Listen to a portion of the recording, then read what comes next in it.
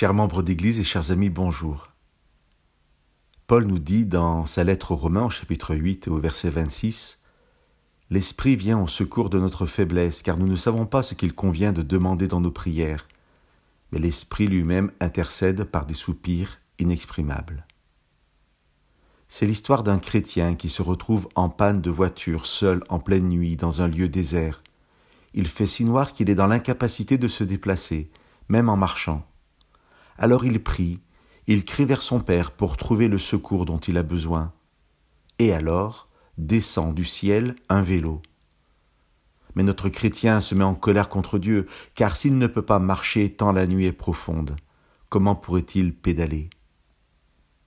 Il n'a pas fini de pester contre Dieu qu'il voit au loin une lumière s'avancer. Petit à petit, elle grossit jusqu'à ce que notre chrétien voit arriver à sa hauteur un homme à vélo.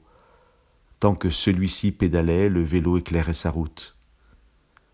La réalité parfois, c'est que nous ne prions plus, ou nous disons que nous ne savons pas prier parce que nous ne savons pas ce qu'il convient de demander dans nos prières, mais Paul nous dit que l'Esprit vient au secours de cette faiblesse.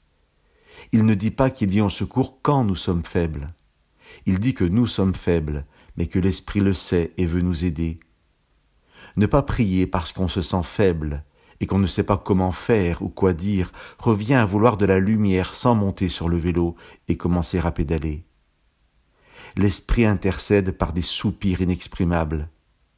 Tob traduit en des gémissements inexprimables, et la Bible en français courant écrit « L'Esprit lui-même prie Dieu en notre faveur avec des supplications qu'aucune parole ne peut exprimer. » Chers amis, n'attendons pas d'être en pleine lumière pour avancer, montons sur le vélo et pédalons.